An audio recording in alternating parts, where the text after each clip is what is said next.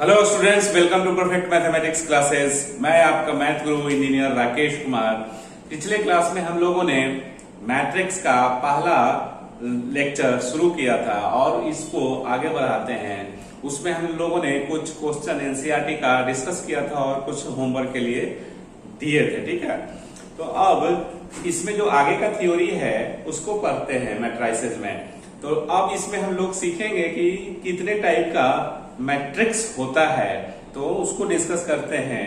ये मेनली क्या है, ये थियोरिटिकल टाइप का है। ठीक है, इसको समझना जरूरी है। थ्योरी तो आप डेफिनेशन तो आपको याद रखना ही पड़ेगा, और डेफिनेशन को जो टाइप्स ऑफ मैट्रिक्स है उसको कितना अच्छा से याद कर सकते हैं उसकी हम लोग यहाँ पे चर्चा करेंगे। ठीक है, तो हेडिंग देते हैं टाइप्स ऑफ मैट्रिसेस। PMC 2 या 3 जो भी होगा आप लिख लीजिएगा। Types of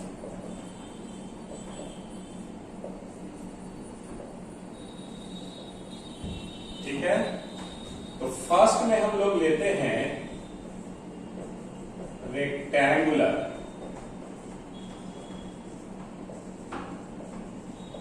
matrix. Types of matrix कर दो।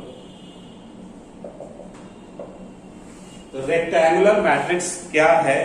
देखो, ये ज्योमेट्री से रेक्टेंगल, ठीक है ना, ज्योमेट्री से नाम लिया गया है, चुराया गया है, उस तरह से मैट्रिक्स में यूज किया गया है। तो रेक्टेंगल में क्या होता है, साइड्स बराबर नहीं होता है। ठीक है, तो इसमें भी साइड्स बराबर नहीं होता है, लेकिन इसको हम लोग मैट्रिक्स में कैसे कोरिलेट करेंगे? तो इसमें हम लोग जानते हैं कि मैट्रिक्स जो फॉर्मेशन होता है तो उसको रो और कॉलम वाइज लिखते हैं, नंबर्स को। ठीक है, नंबर या एक्सप्रेशन को जब हम लोग रो एंड कॉलम वाइज अगर उसको अरेंज करते हैं तो वही मैट्रिक्स है। तो इसमें रो और कॉलम की बात होगी। तो इसका मतलब रेक्टेंगुलर मैट्रिक्स एक ऐसा मैट्रिक्स जिसमें number of rose and number of columns बराबर नहीं होगा। ठीक है, तो इस डेफिनेशन को लिखते हैं। A matrix is said to be a rectangular matrix if it has unequal number of rows and columns। Number of rose and number of columns equal नहीं होंगे, अनइक्वल रहेगा। इसका डेफिनेशन मैथमेटिकली ऐसे भी लिख सकते हो, या हम लोग ऐसे भी लिख सकते हैं। अ मैट्रिक्स ए, मान लो कोई मैट्रिक्स ए है और इसके अंदर जो एलिमेंट्स लिखते हैं आई से ऐसे, और m बाई n ऑर्डर बताता है। ठीक है, a matrix A is said to be a rectangular matrix if m is not equal to n. m is not equal to n where m comma n must be natural number। Clear? तो matrix, आप ये English हो गया पूरा, और ये math में ऐसे करके कंपैक्ट फॉर्म में ये लिख सकते हैं। मैथमेटिकली हम लोग मैट्रिक्स को कैसे डिनोट करते हैं उस हिसाब से इसको लिखा गया है। जब रोज, ये देखो, शुरू वाला रो बताएगा और बाद वाला कॉलम बताएगा, नंबर ऑफ रोज और नंबर ऑफ कॉलम्स, है ना। वेयर m बराबर क्या हुआ, नंबर ऑफ रोज, और n बराबर क्या हुआ, नंबर ऑफ कॉलम्स। ठीक है, अब एग्जांपल के लिए ये अगर रेक्टेंगुलर मैट्रिक्स है तो नंबर ऑफ रो और नंबर ऑफ कॉलम इक्वल नहीं होना चाहिए। तो 1 2 3 4 5 6 ये तो यहाँ पे इसमें क्या रो है, एक और दो, एक रो दूसरा रो, तो दो रो और के कॉलम है, एक दो और तीन, तीन, ठीक है। तो 2 बराबर 3 नहीं है, ये रो को बताएगा, ये m हो गया और ये n को।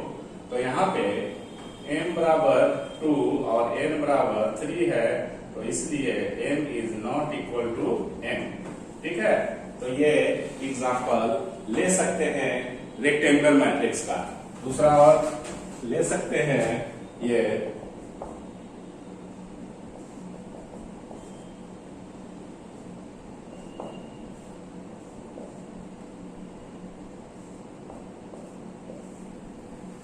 भी रेक्टेंगुलर मैट्रिक्स है। ऑर्डर इसका क्या है, एक रो, दो रो, तीन रो और कॉलम एक और एक दो, दो। तो m 3 है और 2 ये बराबर नहीं है। तो ये सब रेक्टेंगुलर मैट्रिक्स का एग्जांपल है, ठीक है। इसके अंदर एलिमेंट्स जो है वो आप ये समझाने के लिए हम लोग लिए हैं, आप कुछ भी ले सकते हैं, ठीक है। तो आपका ये हो गया। दूसरा जो मैट्रिक्स जो हम लोग इसमें टाइप्स ऑफ मैट्रिक्स में वो होगा horizontal.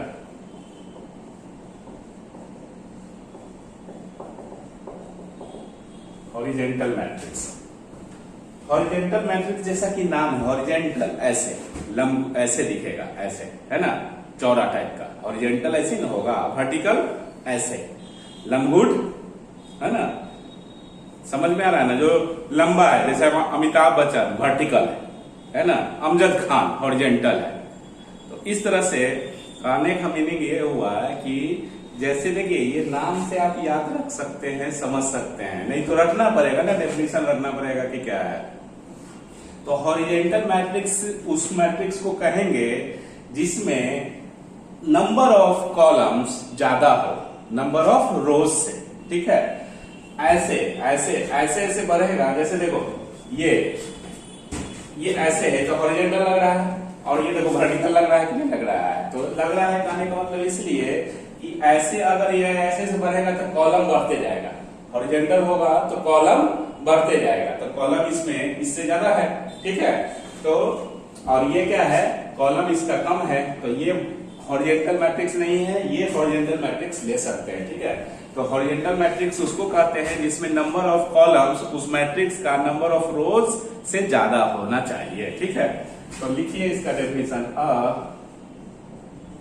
Matrix is said to be a matrix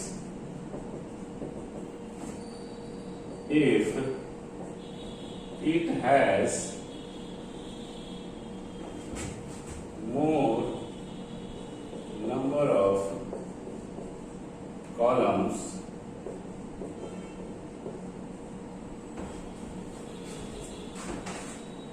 than number of rows. If it has more number of columns than number of rows या greater number of columns, या इसको अदर में ये language में ऐसे लिख सकते हो, a matrix is said to be। अब मैट्रिक्स को ले लेते हैं, कैसे ये मैथमेटिकली लिखे, तो मैथमेटिकली ले लेते हैं। अब मैट्रिक्स कोई भी मैट्रिक्स मान लो कि ए है ना, और इसको डिफाइन कर दो, ए को AIJ, ये एलिमेंट्स होगा, मैट्रिक्स को कैपिटल लेटर से लिखते हैं, और इसका m क्रॉस n है ना। A matrix A is said to be horizontal matrix if कौन बड़ा होगा इसमें, हॉरिजेंटल। तो हॉरिजेंटल n बढ़ेगा तो हॉरिजेंटल होगा, है ना, दिखेगा। If n is greater then n, number of columns क्या होगा, that is number of columns is greater then number of rows, number of columns is greater than number of इसको हम लोग क्या बोलेंगे, हॉरिजेंटल मैट्रिक्स। तो हॉरिजेंटल मैट्रिक्स का example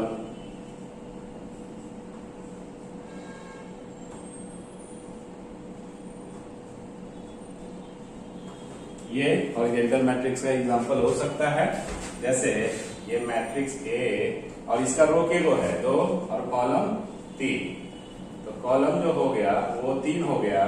यहाँ पे 2 जो है, ये कॉलम जो है, नंबर ऑफ कॉलम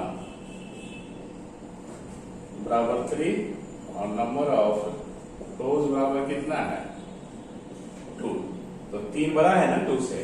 तो इस तरह से आपको ये समझ में बिल्कुल आ गया होगा, इसमें कुछ है नहीं, ये कॉलम ज्यादा होगा। देखो लंबगोड़ होना चाहिए, लंबगोड़ दिखना चाहिए, है ना। और एग्जांपल लेके देख सकते हैं, समझा देते हैं, ठीक है। अब इसमें यहाँ पे है लिखा हुआ, इसलिए समझ में आ जाएगा। अब क्वेश्चन ये आया कि कोरिलेट करते हैं, रेक्टेंगुलर मैट्रिक्स और हॉरिजेंटल मैट्रिक्स को कोरिलेट करते हैं, और क्या इससे क्वेश्चन बन सकता है उसको समझना जरूरी है ना। अब क्या हो सकता है कि all rectangular matrix are horizontal matrix, ये सही है या गलत है? गलत है। जितना रेक्टेंगुलर मैट्रिक्स होगा वो क्या हॉरिजेंटल होगा? देखो ये भी रेक्टेंगुलर मैट्रिक्स है, ये भी रेक्टेंगुलर मैट्रिक्स है, लेकिन ये हॉरिजेंटल नहीं है ना। तो जितना रेक्टेंगुलर मैट्रिक्स है वो कोई जरूरी नहीं है, इट इज नॉट नेसेसरी कि वो हॉरिजेंटल मैट्रिक्स होगा ही, but all horizontal matrix are rectangular matrix. जितना हॉरिजेंटल मैट्रिक्स होगा, ठीक है, वो रेक्टेंगुलर मैट्रिक्स होगा ही होगा, क्योंकि m और n इसमें भी बराबर नहीं लेना है, हॉरिजेंटल में भी, ठीक है। तो इसमें आप नोट्स लिख सकते हैं, वो लिख देते हैं, ठीक है। इसको इतना लिखिए,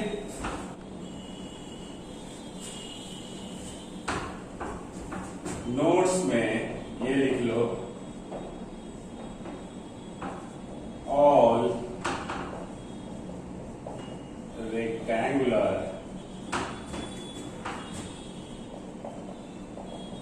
matrix is not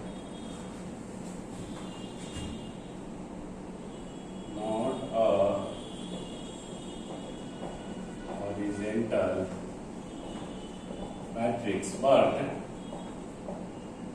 all horizontal matrix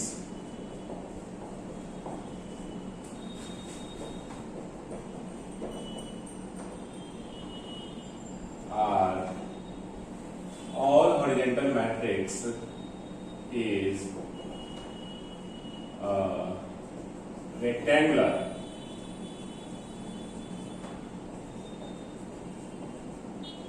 matrix. Clear? जितना हॉरिजेंटल मैट्रिक्स होगा वो रेक्टेंगुलर हो जाएगा, क्योंकि हॉरिजेंटल मैट्रिक्स के लिए भी m बराबर n नहीं होना चाहिए, और साथ साथ हॉरिजेंटल के लिए क्या हुआ, n हमेशा बड़ा होना चाहिए n से, ठीक है। अब वर्टिकल मैट्रिक्स, थर्ड में वर्टिकल मैट्रिक्स। तो वर्टिकल मैट्रिक्स जैसा कि नाम से आपको लग रहा है, वर्टिकल मैट्रिक्स लंबगोड़ रहेगा, ऐसे लंबा। तो मैट्रिक्स में ऐसे ऐसे लंबा, मतलब ये लंबाई क्या बढ़ाएंगे, रो बढ़ाएंगे तो ऐसे बढ़ेगा, या कॉलम बढ़ाएंगे तो ऐसे बढ़ेगा। देखो कॉलम बढ़ाएंगे, ऐसे ऐसे ऐसे कॉलम होता है, तो ऐसे ऐसे ऐसे, तो ऐसे अगर कॉलम बढ़ेगा तो हॉरिजेंटल होगा, लेकिन अगर रो बढ़ेगा, रो तो ऐसे ही से नापते हैं ना, तो रो अगर ऐसे होगा, जितना रो बढ़ेगा माने रो ज्यादा अगर रहेगा तो कैसा ग्राफ दिखेगा मैट्रिक्स का, कैसा दिखेगा स्ट्रक्चर, समझ में आ रहा है ना, वर्टिकल दिखेगा। तो इसका मतलब ऐसा मैट्रिक्स जिसका number of rose number of column से ज्यादा हो, m is greater then n। m और n डिफाइंड है कि हम लोग जब भी m और n का बात करेंगे तो m नंबर ऑफ रोज को डिनोट करेगा और n नंबर ऑफ कॉलम्स को डिनोट करेगा। ये वेल डिफाइंड सिंबल हम लोग अल्फाबेट में जो है m और n वो लेके चलते हैं, ठीक है। तो वर्टिकल मैट्रिक्स इसको बोलेंगे, मैथमेटिकल डेफिनेशन ही लिख देते हैं, मैट्रिक्स ए, अब इसको डिफाइन करो, Aij is said to be a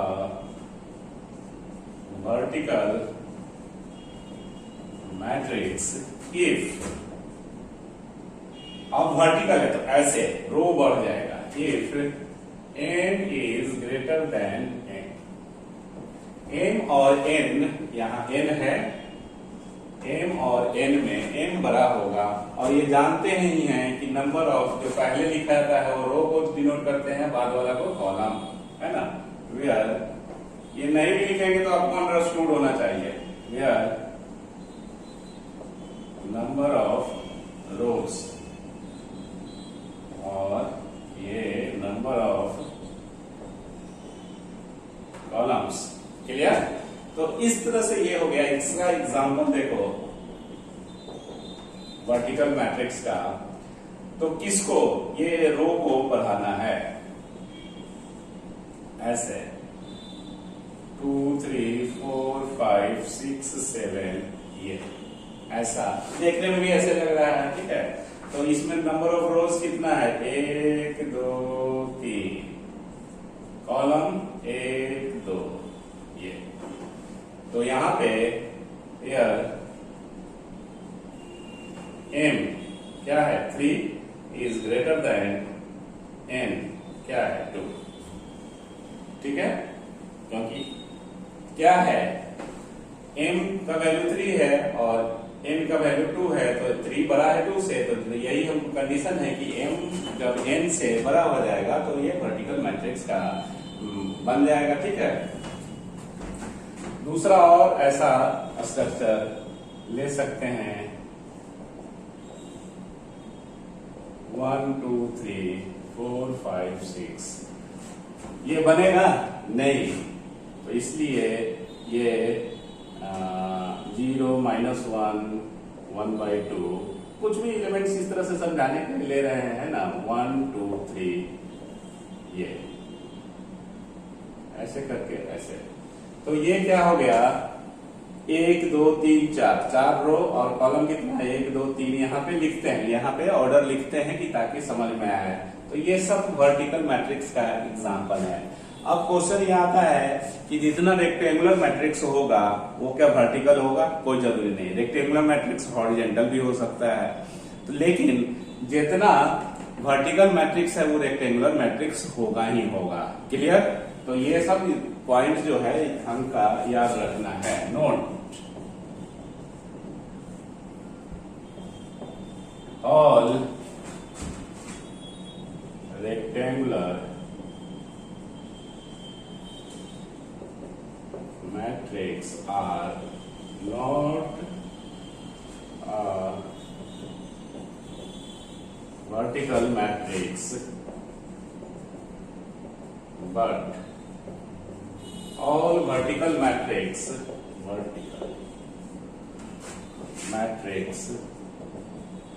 are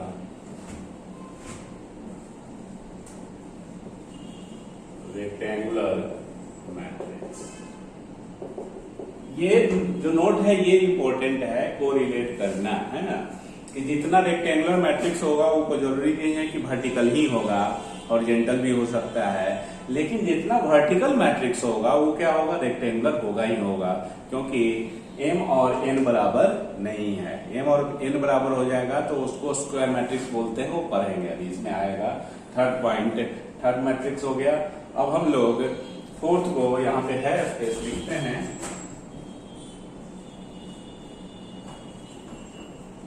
row matrix. जैसा कि नाम है, रो मतलब ऐसा मैट्रिक्स जिसमें सिर्फ एक ही रो हो, तो उसको हम लोग क्या बोलेंगे, row matrix. Matrix is said to be a row matrix if it has only one row। Clear? Only one row रहेगा तो इसको हम लोग क्या बोलेंगे, रो मैट्रिक्स बोलेंगे। या मैथमेटिकली अगर इसको लिखना होगा तो कैसे लिखेंगे, अ मैट्रिक्स ए, डिफाइन कर दो ए। अब रो तो एक को है तो एम का वैल्यू यहां 1 फिक्स हो जाएगा, 1 इंटू एन। एन कुछ भी हो सकता है, कुछ भी करने मतलब नेचुरल नंबर, ये ध्यान रखना है कि एम और एन हमेशा नेचुरल नंबर रहेगा, आई और जे भी नेचुरल नंबर ही लेना है। तो अ मैट्रिक्स लिखना is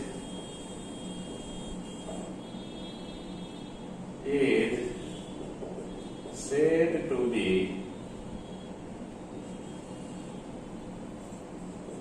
row matrix if m बराबर 1 and n is natural number। यहां m कर दो क्योंकि यहां डेफिनेशन में m। इफ m बराबर 1 and n is natural number. जिस मैट्रिक्स में सिर्फ एक ही रो होगा उसको हम लोग रो मैट्रिक्स बोलते हैं। ठीक है, एग्जांपल देते हैं और अभी तो लिखा हुआ है, छपा हुआ है, इसलिए आपको समझ में आएगा। रो मैट्रिक्स को अगर हम हॉरिजॉन्टल मैट्रिक्स और वर्टिकल मैट्रिक्स से कंपेयर करें तो आपको क्या मिलेगा। देखिए, सबसे पहला बात ये हुआ कि रो मैट्रिक्स और रेक्टेंगुलर मैट्रिक्स, तो जितना रो मैट्रिक्स है वो क्या होगा, रेक्टेंगुलर होगा। जितना रो मैट्रिक्स है वो तो रेक्टेंगुलर होगा ही होगा, है ना। तो और यहाँ n का वैल्यू क्या होगा, नेचुरल नंबर लेंगे लेकिन ग्रेटर देन 1 लेंगे, बिकॉज अगर ये 1 ले लीजिएगा तो उसका एक स्पेशल नाम दिया गया है सिंगलटन मैट्रिक्स। इसलिए n जो यहाँ पे होगा नेचुरल नंबर होगा लेकिन ग्रेटर देन ये 1 ले लेंगे, ग्रेटर देन 1 लेंगे, ऐसा करके कि ताकि रो मैट्रिक्स सिंगलटन मैट्रिक्स से अलग हो, है ना। तो रो मैट्रिक्स को हम लोग बोल सकते हैं कि जितना रो मैट्रिक्स है वो रेक्टेंगुलर हो सकता है। ठीक है, और ऑल रेक्टेंगुलर मैट्रिक्स को जरूरी नहीं है कि रो मैट्रिक्स होगा ही होगा। ठीक है, जितना वर्टिकल मैट्रिक्स है वो कोई जरूरी नहीं है कि क्या होगा, वर्टिकल मैट्रिक्स रो मैट्रिक्स ही होगा। ठीक है, आपको ये देखना होगा स्ट्रक्चर। ठीक है, एक है तो एक से ही ज्यादा ही लेना है तो n हमेशा इसमें बड़े रहेगा। ठीक है, क्योंकि एक तो फिक्स हो गया, n फिक्स नहीं है, एक n का वैल्यू एक से ज्यादा रखना है। तो जब n एक से ज्यादा होगा तो n जो होगा वो बड़ा हो जाएगा। तो n मतलब कॉलम, कॉलम अगर बना हो गया तो हॉरिजॉन्टल जैसा होगा, है ना। मतलब ये हर हालात में रो मैट्रिक्स जो होगा वो क्या होगा, हॉरिजॉन्टल मैट्रिक्स होगा। क्लियर। लेकिन all horizontal matrix are not row matrix, लेकिन जितना रो मैट्रिक्स है वो हॉरिजॉन्टल मैट्रिक्स होगा ही होगा। क्लियर। अब इसका एग्जांपल देखें और फिर नोट्स में लिखते हैं। इतना लिखिए, रो मैट्रिक्स का अब एग्जांपल लेते हैं। ए रो मैट्रिक्स कब होगा, जब सिर्फ एक ही रो हो, जैसे 2 4 5 6, ये एक ही रो है तो इसको 1 इंटू 1 2 3, देखो रो तो एक ही हुआ तो क्या होगा, 1 2 3 4 ये। ठीक है, तो यहाँ m का वैल्यू तो फिक्स हो गया, n वेरिएबल है यहाँ पे। ठीक है, तो n, तो यहाँ पे हियर एक तरह से समझ सकते हैं कि n is greater then m है, n is greater then m है। दूसरा एग्जांपल लेके चलेंगे तो रो मैट्रिक्स, एक ही रो रखना है, 2 3 ये रख सकते हैं। तो 1 इंटू 2, यहां पे भी क्या होगा, n is greater then m। तीसरा एग्जांपल रो मैट्रिक्स का अगर लेंगे, 2 1 -5 6 7, तो यहाँ 1 इंटू 1 2 3 4 5, तो यहाँ पे भी n जो हो गया ग्रेटर देन m हो गया। तो रो मैट्रिक्स में देख रहे हो बाबू कि जितना भी रो मैट्रिक्स का एग्जांपल ले रहे हैं इस सब कंडीशन किसको फॉलो कर रहा है, जितना रो मैट्रिक्स का एग्जांपल ले रहे हैं, ठीक है, ये किसको, इसका ये कंडीशन किसको फॉलो कर रहा है, जिसमें n बड़ा होता है, तो n किस में बड़ा आता है, नंबर ऑफ कॉलम्स किस में बड़ा होगा, तो नंबर ऑफ कॉलम्स बड़ा होने का मतलब है कि नंबर ऑफ कॉलम्स, तो ये हॉरिजेंटल, तो जितना रो मैट्रिक्स है वो हॉरिजेंटल मैट्रिक्स हो सकता है, लेकिन सब हॉरिजेंटल मैट्रिक्स रो मैट्रिक्स नहीं होगा, क्योंकि हॉरिजेंटल मैट्रिक्स में नंबर ऑफ रो का संख्या एक से ज्यादा भी ले सकते हैं, ठीक है। तो ये लिख देते हैं नोट्स में, all row matrix are horizontal matrix, जितना होगा वो हॉरिजेंटल भी हो जाएगा, but all horizontal matrix are not row matrix. ये देखो, ये नोट्स ऐसे लिखा हुआ है, इसका मतलब क्या हुआ कि जितना रो मैट्रिक्स है वो हॉरिजेंटल मैट्रिक्स होगा ही। देखो, are horizontal matrix, but all का बात कर रहे हैं, मतलब एक दो हॉरिजेंटल मैट्रिक्स का नहीं बात कर रहे हैं, all horizontal matrix. All horizontal matrix row matrix नहीं हो सकता, लेकिन ऑल जितना टाइप का आप जैसा भी एग्जांपल लीजिएगा रो मैट्रिक्स का, वो हॉरिजेंटल बनेगा ही बनेगा। लेकिन जितना टाइप का एग्जांपल हॉरिजेंटल मैट्रिक्स का लीजिएगा तो उसमें से हो सकता है कोई रो मैट्रिक्स आता है, लेकिन ये कोई जरूरी नहीं है। It is not necessarily that always वो क्या होगा कि रो मैट्रिक्स ही बनेगा, ठीक है। तो यहाँ पे हम ये कंफर्म लिखें, इस वाक्य पे ध्यान देना है कि ऑल लिखा हुआ है। ऑल मतलब ये कंफ्यूजन नहीं होना चाहिए कि हॉरिजेंटल मैट्रिक्स रो मैट्रिक्स नहीं हो सकता है, और कोई ऐसा हो सकता है, मे और may not B.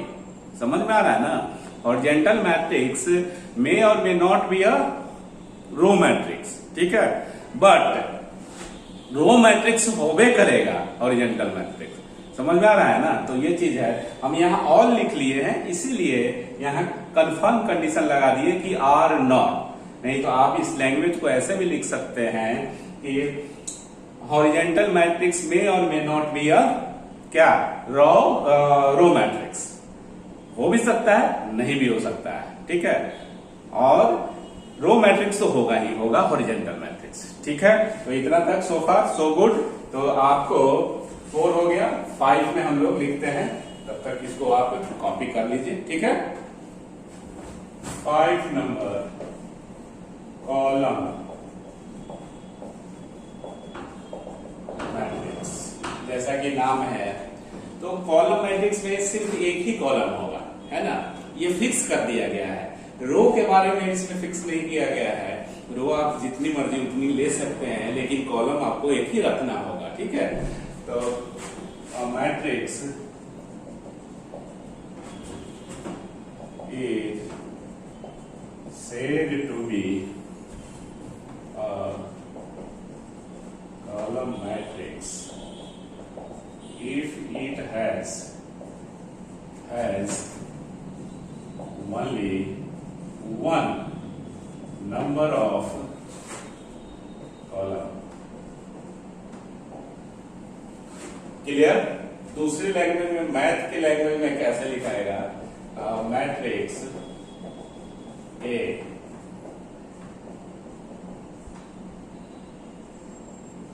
is said to be column matrix if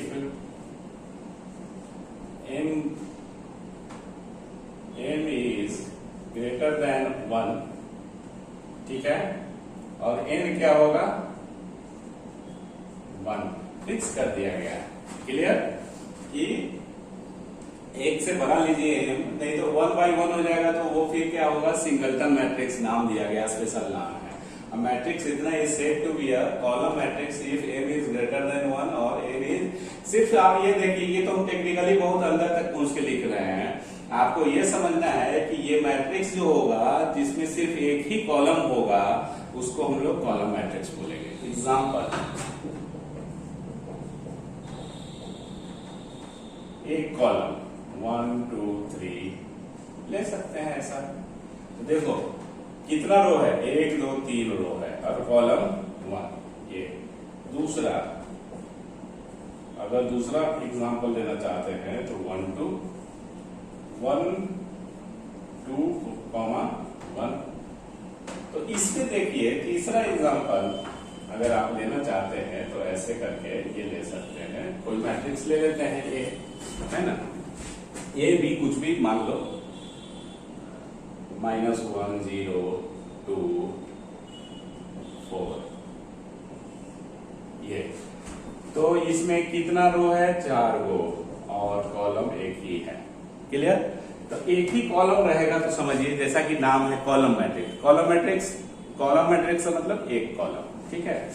अब इसके देखो रो और कॉलम के बारे में देखते हैं। ये रो को बताता है कॉलम को। तो यहाँ पे m is greater then n, m और n, यहाँ पे m is greater then n her example में हो रहा है।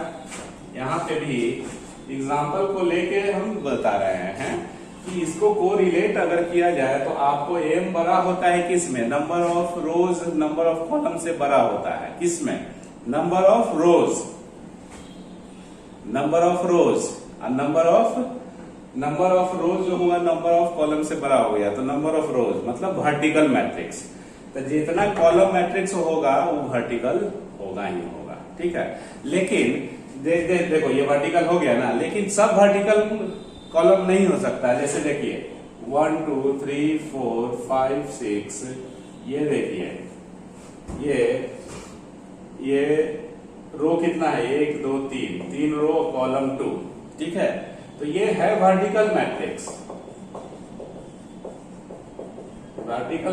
है, but not row matrix, column matrix. Column पर है कॉलम मैट्रिक्स, है ना। वर्टिकल तो हो गया, वर्टिकल के लिए रो का संख्या ज्यादा होना चाहिए, ठीक है, कॉलम का कम होना चाहिए। लेकिन ये कोई जरूरी नहीं है कि कॉलम हमेशा एक ही रहेगा आपको वर्टिकल मैट्रिक्स में, ठीक है। तो जितना वर्टिकल मैट्रिक्स है वो रो में कॉलम मैट्रिक्स नहीं होगा, ठीक है। हो भी सकता है, नहीं भी हो सकता है, ठीक है।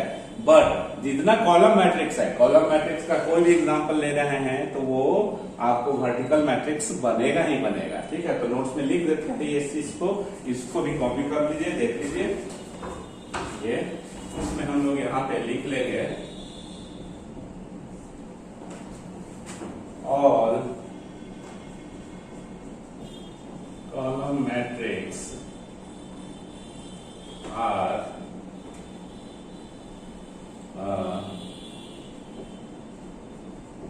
vertical matrix, but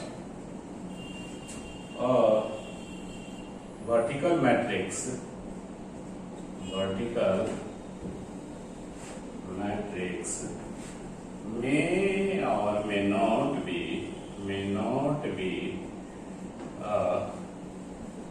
row column matrix,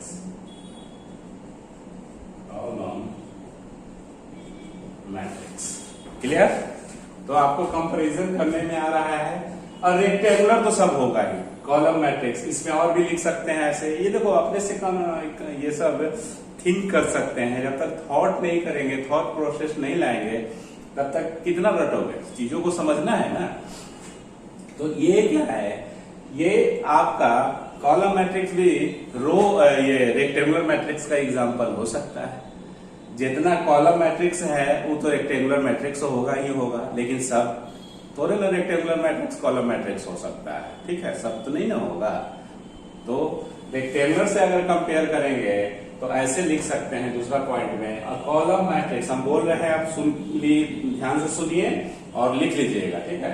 all column matrix are rectangular matrix, but a rectangular matrix may or may not be a column matrix। ये लिखा हुआ उसको नहीं पढ़ रहे हैं, मतलब ये लिख दिए, उसी के तर्ज पे दूसरा नोट्स आप लिख सकते हो। वो समझ में आ रहा है ना। ये नहीं बेवकूफी जैसा कि यहाँ लिखल कुछ है, सर कुछ पढ़ रहा है, नहीं वो हम नहीं पढ़ रहे हैं। मतलब इसमें और दूसरा पॉइंट्स भी आप समझ सकते हैं, हम तो समझा ही दे रहे हैं ना। कितना होगा जैसा ऐसे ही कहने का मीनिंग ये है कि आप इसको देखिए, ये रेक्टेंगुलर मैट्रिक्स है ना, m और n बराबर नहीं है, ठीक है, लेकिन जितना भी रेक्टेंगुलर मैट्रिक्स है कोई जरूरी है कि उसका कॉलम जो होगा वो एक ही रहेगा, एक नहीं दो भी रह सकता है। 4 into 2 का भी लेंगे तो रेक्टेंगुलर ही कहलाएगा, 4 into 3 का भी लेंगे तो भी रेक्टेंगुलर कहलाएगा, लेकिन वो कॉलम तो रहेगा नहीं, कॉलम मैट्रिक्स तो नहीं रहेगा क्योंकि यहाँ 1 होना चाहिए, ठीक है। तो इस तरह से आप कॉलम मैट्रिक्स को भी समझ गए हैं, ठीक है। अब जीरो मैट्रिक्स जो है उसको पढ़ते हैं, ये भी बहुत इंपॉर्टेंट है। 6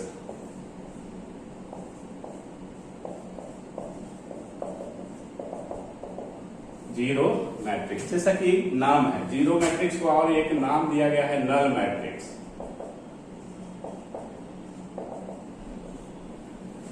ठीक है। जीरो मैट्रिक्स, नल मैट्रिक्स, तो किसको बोलते हैं? एक ऐसा मैट्रिक्स जिसका सब एलिमेंट्स का वैल्यू जो होगा वो जीरो होगा, ठीक है। इसमें रो और कॉलम के बारे में कंडीशन नहीं है, एलिमेंट्स के बारे में कि इसके अंदर जितना भी है वो सब जीरो होना चाहिए, ठीक है। तो a matrix is said to be a zero या null matrix if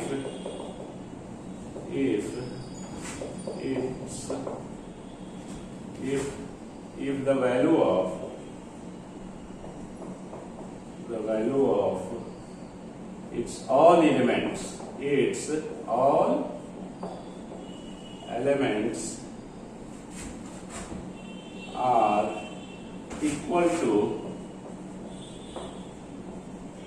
0, यहाँ पे आ रहा है लिखा हुआ आर इक्वल टू 0, क्लियर। तो इसको हम लोग जीरो या नल मैट्रिक्स कहेंगे। जीरो मैट्रिक्स या नल मैट्रिक्स को जनरली ओ से डिनोट करते हैं, ठीक है। इट इज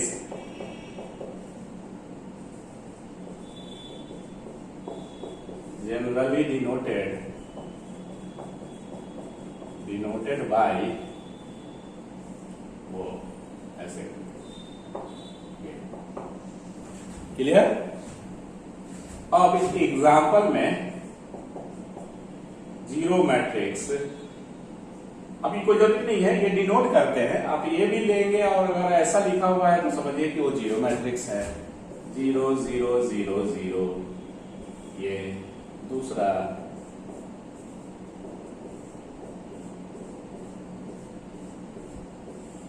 ये, क्लियर। तो ये कितना का है? 2/2 का, और ये 1 2 और ये 3, 2/3 का है, क्लियर। इन दोनों में अंतर क्या है कि इसका ऑर्डर 2/2 है और इसका 2/3 है, लेकिन इसको हम लोग जीरो मैट्रिक्स कहेंगे। इसको अगर लिखना होगा तो इसको ऐसे भी लिख सकते हो मैथमेटिकली कॉम्पैक्ट फॉर्म में। ये जो है ये मतलब ये क्या होगा? जीरो मैट्रिक्स ही होगा, तो वो 2/2, और ये लिखना होगा अगर तो इसको क्या लिख सकते हो? वो 2/3, क्लियर।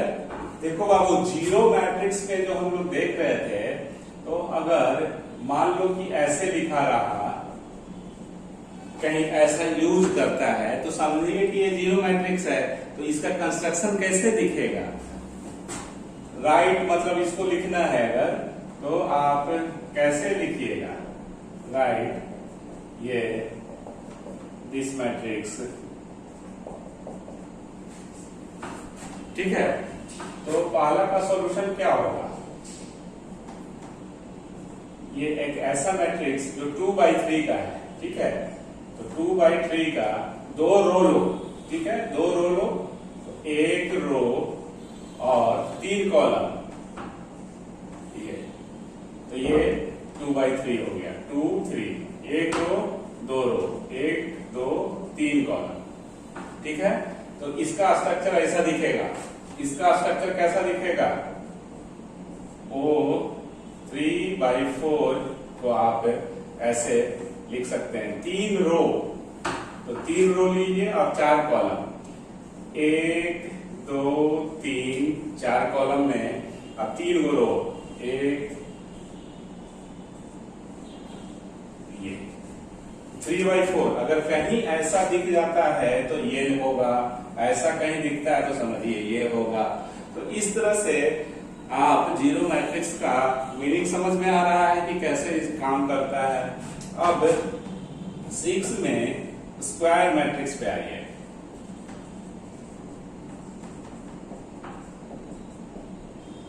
जैसा कि नाम है, ज्योमेट्री से लिया गया नाम है मैट्रिक्स में स्क्वायर मैट्रिक्स। जैसे स्क्वायर क्या होता है, सब साइड बराबर होता है, तो सब साइड, इसमें साइड्स को हम लोग कंपेयर किससे करेंगे, रोज एंड कॉलम से। तो इसमें भी रोज एंड कॉलम्स इक्वल होगा, तो ऐसे मैट्रिक्स को हम लोग स्क्वायर मैट्रिक्स कहेंगे। बस matrix is said to be, matrix is said to be square matrix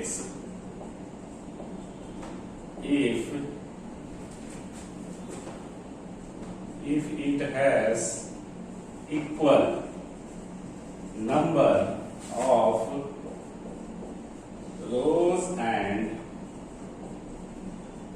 columns। इसको हम लोग क्या बोलेंगे, स्क्वायर मैट्रिक्स बोलेंगे। क्लियर? जिसमें number of rose and number of columns बराबर हो। अगर इसका दूसरा मतलब सेकेंड वाला जो डेफिनेशन है वो अगर आप लिखना चाहते हैं तो ऐसे लिख सकते हैं, अगर या मैट्रिक्स, मैथ वाला डेफिनेशन, मैट्रिक्स ए, इसको डिफाइन कर दीजिए। Matrix A is said to be a square matrix. A matrix A is said to be a square matrix if m is equal to n। m is equal to, और m और n तो जानते ही हैं कि natural number है। ठीक है?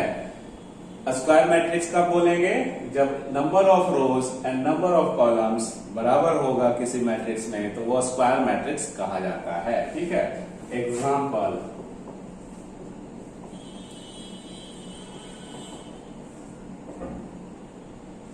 To minus 1 5 6, ये स्क्वायर मैट्रिक्स है। अब स्क्वायर मैट्रिक्स का ये ऑर्डर क्या हुआ, 2/2, ई और ई दोनों बराबर दिखेगा। दूसरा अगर हम बात करते हैं 1 5 0 7, ये भी स्क्वायर मैट्रिक्स है, ये भी 2/2। तीसरा अगर हम स्क्वायर मैट्रिक्स 3 1 5 6 7 5, ये स्क्वायर मैट्रिक्स है? नहीं, अभी नहीं है, क्योंकि इसमें नंबर ऑफ कॉलम 3 आ गया तो रो भी 3 करना पड़ेगा। ये क्लियर? तो ये 3/3 है ऐसे। अब देखो इसमें क्या है, स्क्वायर मैट्रिक्स पे ही सारा आगे का जो है मैट्रिक्स का डेफिनेशन वो काम करता है जनरली, इन जनरल। तो जैसे डायगोनल मैट्रिक्स वगैरह है, ट्रायंगुलर मैट्रिक्स, ये सब स्क्वायर मैट्रिक्स पे ही काम करेगा। तो जैसे इसमें क्या है, इसमें ध्यान देने वाला चीज क्या है कि जैसे इसका ऑर्डर क्या है, 3/3। क्लियर? ऑर्डर दोनों ऐसे है, तो आप 3/3 न लिख के सिंपल 3 लिख दीजिए, 2/2 न लिख के सिंपल 2 लिख सकते हैं। करेक्ट? स्क्वायर मैट्रिक्स, मान लो कि स्क्वायर मैट्रिक्स या मैट्रिक्स हैविंग ऑर्डर 2, इसका मतलब कि वो स्क्वायर मैट्रिक्स का बात कर रहा है, क्योंकि एक ही बोला है, दूसरा वाला नहीं बोला है, तो बाय डिफॉल्ट समझना है कि दूसरा वाला भी 2 ही होगा। समझ में आ रहा है ना? क्योंकि इसको 2/2 न पढ़ के ऑर्डर इसको सिंपली 2 भी पढ़ सकते हैं। क्लियर? तो जैसे इसमें पहला का ऑर्डर क्या है, 2/2, या हम लोग सिंपल 2 भी पढ़ सकते हैं। क्लियर? या 2। उसी तरह से दूसरा का ऑर्डर क्या है, 2/2, तो सिंपल 2 ही पढ़ सकते हैं। तीसरा का ऑर्डर क्या है, 3/3 न पढ़ के 3। क्लियर। तो m बाई n जो होगा इसमें, तो m और n बराबर है, तो इसलिए किसी एक को पढ़िए। जैसे रेक्टेंगुलर में क्या होता है कि 2/3 है, तो इसको सिंपली 2 या सिंपली 3 नहीं पढ़ सकते, 2/3 ही पढ़ेंगे ऑर्डर। लेकिन स्क्वायर मैट्रिक्स में चूंकि दोनों रो और कॉलम बराबर होता है, तो आप इसको सिंपली 2 भी बोल सकते हैं। Square matrix having an order 2, इसका मतलब 2/2 का बात कर रहा है। A matrix having an order 3, इसका मतलब स्क्वायर मैट्रिक्स है और 3/3 है। क्लियर। तो इस तरह से ये स्क्वायर मैट्रिक्स काम किया। अब इसमें इसके डायगोनल को पढ़ते हैं कि डायगोनल ऑफ अ मैट्रिक्स, मतलब किसी मैट्रिक्स के डायगोनल का बात होगा, तो जब भी डायगोनल का बात होगा इसका मतलब वो स्क्वायर मैट्रिक्स में ही एग्जिस्ट करता है। डायगोनल मैट्रिक्स या डायगोनल ऑफ अ मैट्रिक्स भी स्क्वायर मैट्रिक्स में ही एग्जिस्ट करेगा। तो इसके आगे का हम लोग उसको देखते हैं, इतना आप कॉपी कीजिए। ठीक है। 11th नंबर में डायगोनल ऑफ मैट्रिक्स, किसी मैट्रिक्स के डायगोनल के बारे में पढ़ते हैं। ठीक है।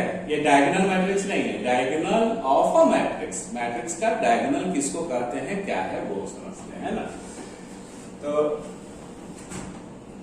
एक स्क्वायर मैट्रिक्स कंसीडर करते हैं। ठीक है। Let us consider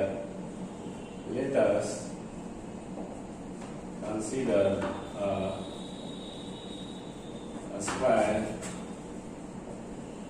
matrix of an order 3 order का स्क्वायर मैट्रिक्स कंसीडर करते हैं। Matrix A of an order 3। तो 3 ऑर्डर का अगर स्क्वायर मैट्रिक्स है, 3 रहे या 4 ऑर्डर का रहे, 3 है मतलब 3/3। कहने का मतलब 3/3 को सिंपली 3 लिख सकते हैं। तो स्क्वायर मैट्रिक्स अगर हम कंसीडर करते हैं 3 ऑर्डर का, तो ये 1 1 1 2 1 3 2 1 2 2 2 3 3 1 3 2 3 3। ठीक है। ये स्क्वायर मैट्रिक्स है 3/3 का, ये है। ठीक है, ऑर्डर है। तो ये जो एलिमेंट्स होगा, जो ये एलिमेंट जो होगा, ये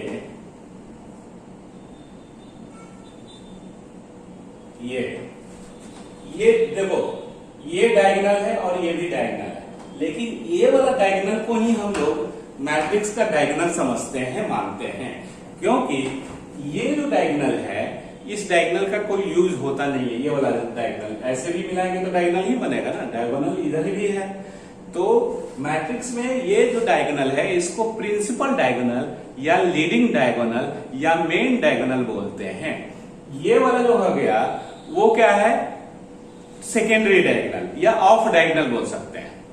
ये वाला ऑफ डायगोनल या सेकेंडरी डायगोनल, और ये वाला जो अभी बॉक्स ऐसे बनाए हैं, ये जो मेन डायगोनल है, लीडिंग डायगोनल है या प्रिंसिपल डायगोनल है या ऑन डायगोनल बोल सकते हैं। ठीक है। तो ये सब नाम है, और मैट्रिक्स में इसी का यूज है। ये वाला सेकेंडरी डायगोनल का यूज नहीं है, जानकारी के लिए खाली हम लोग रखते हैं, बट उसका कोई यूज नहीं है। ठीक है। तो इस डायगोनल का नाम जो दिया गया है, ये डायगोनल का नाम दिया गया है प्रिंसिपल डायगोनल या मेन डायगोनल, या इसको लीडिंग डायगोनल भी बोलते हैं, लीडिंग डायगोनल। ठीक है, ये क्लियर। इसी तरह से n ऑर्डर का अगर मैट्रिक्स लेगा तो ये सब क्या होगा, इसको जो भी मिलाएंगे वो मेन डायगोनल बन जाएगा, प्रिंसिपल डायगोनल बन जाएगा। तो डायगोनल ऑफ अ मैट्रिक्स क्या हुआ, the line joining of main diagonal elements is called diagonal of a matrix. ठीक है, ये जो एलिमेंट्स हुआ A11, A22, A33, ये इसको हम लोग क्या बोलेंगे, डायगोनल एलिमेंट्स बोलते हैं। ठीक है, यहाँ पे ये सब लिखते जाइए, ये सब इसमें लिखेंगे here A11, A22 and A33। और भी अगर 4 ऑर्डर का लेते तो और भी आ जाता, 4 आ जाता, तो ऐसे, लेकिन हम लोग 3 में समझ रहे हैं। तो हियर इतना are called diagonal elements, diagonal elements. ठीक है, इसको हम लोग क्या बोलते हैं, डायगोनल एलिमेंट्स बोलते हैं। और डायगोनल ऑफ अ मैट्रिक्स क्या हुआ, diagonal of a matrix, the line joining of the line joining of the diagonal elements is called main diagonal या प्रिंसिपल डायगोनल या लीडिंग डायगोनल, मेन डायगोनल या principal diagonal या leading diagonal. ठीक है, तो ये हो गया आपका डायगोनल मैट्रिक्स में जो होता है वो आपको इधर वाला जो होगा। तो कैसे डायगोनल एलिमेंट्स पहचानोगे, जिसमें ये दोनों m और n बराबर होगा। ठीक है, m और n बराबर होगा। ठीक है, तो डायगोनल एलिमेंट्स अगर मान लो हम लोग लिखते हैं डायगोनल एलिमेंट्स नोट्स में, तो डायगोनल एलिमेंट्स क्या होगा, बराबर a I j if I बराबर j। डायगोनल एलिमेंट्स क्या होगा, a I j है, एलिमेंट्स तो a I j से डिनोट करते हैं, लेकिन I बराबर j हो जाएगा तो और ये सब क्या होता है, नेचुरल नंबर। तो ये क्या होगा, डायगोनल एलिमेंट्स होगा। जैसे i और j बराबर, i का वैल्यू 1 तो j का भी 1 होगा, तो ये 1 1 बनेगा डायगोनल एलिमेंट्स। i का वैल्यू 2 तो j भी 2 हो जाएगा, तो 2 2। फिर i का वैल्यू 3 तो j भी 3, i का वैल्यू 4 तो j भी 4, i का वैल्यू 5 5, etc। ये सब क्या है, ये सब डायगोनल एलिमेंट्स है। और ई जब भी रहेगा तो इसे तिरछा डायगोनल में रहेगा। जब भी ये रहेगा, ये 1 1 A22 देखो वैसे है, A33, फिर A44 अगर बनाएंगे तो इधर आ जाएगा, ये डायगोनल के सामने आएगा इस तरह से। तो इसी को मिला देंगे, इस एलिमेंट्स को ऐसे ऐसे ऐसे ऐसे, तो ये जो डायगोनल बना वो डायगोनल ऑफ अ मैट्रिक्स हो गया। मतलब किसी स्क्वायर मैट्रिक्स का वो डायगोनल कहलाएगा। डायगोनल क्या हुआ, स्क्वायर मैट्रिक्स का ये वाला। क्लियर, नोट्स में ये लिख लिए, ये भी लिख लीजिए। जो ये इधर बनेगा A1332 इधर वाला, इसमें A13 A22 एंड इसका कोई ट्रेंड नहीं है कि कैसे है, इसका ट्रेंड है ना, ये दोनों बराबर है ऐसे। A31 are called off diagonal या सेकेंडरी डायगोनल बोल सकते हो।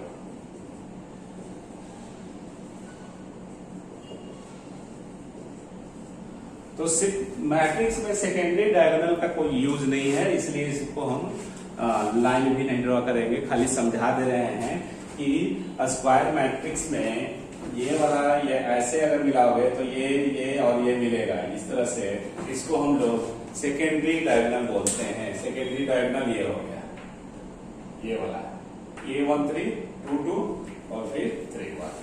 तो इस तरह से ये सेकेंडरी डायगोनल कहलाता है, या ऑफ डायगोनल इसको हम लोग बोल सकते हैं। इसका मैट्रिक्स में कोई यूज है नहीं, ठीक है। डेफिनेशन में जनरली आपको प्रिंसिपल डायगोनल का ही बात होगा, और इसमें जो एलिमेंट्स होगा उसको हम लोग डायगोनल एलिमेंट्स बोलते हैं, ठीक है। Elements along a principal diagonal is called diagonal elements, ठीक है। The line joining of diagonal elements is called principal diagonal, clear. इस तरह से ये चीज आपको स्पष्ट हो गया। और जब भी डायगोनल का बात होगा तो स्क्वायर मैट्रिक्स में ही diagonal of a matrix exist करेगा, मतलब रेक्टेंगुलर में डायगोनल नहीं बनेगा, डायगोनल रेक्टेंगुलर में एग्जिस्ट नहीं करेगा, ठीक है। ये नहीं कि रेक्टेंगुलर मैट्रिक्स भी ले लिए और इसको इसे मिला दिए तो वो भी डायगोनल एलिमेंट्स कहलाएगा, नहीं। जब भी होगा डायगोनल एलिमेंट्स तो वो स्क्वायर मैट्रिक्स में एग्जिस्ट करता है। तुमको पॉइंट्स अगर लिखना है तो पहला, दूसरा, तीसरा, diagonal of a matrix exist in a square matrix, ये हम बोल दिए हैं, लिख लीजिए, ध्यान से सुनते जाइए, लिखते जाइए। Diagonal of a matrix exist in a square matrix only, clear, that's all. अब हम लोग इतना पढ़ लिए, ठीक है। तो आज बहुते पढ़े हैं, नेक्स्ट क्लास में इसको कंटिन्यू करेंगे, डेफिनेशन खत्म हो जाएगा, प्रॉब्लम और बनाएंगे, ठीक है। तो आज के लिए इतना ही, आज तो बहुते पढ़े।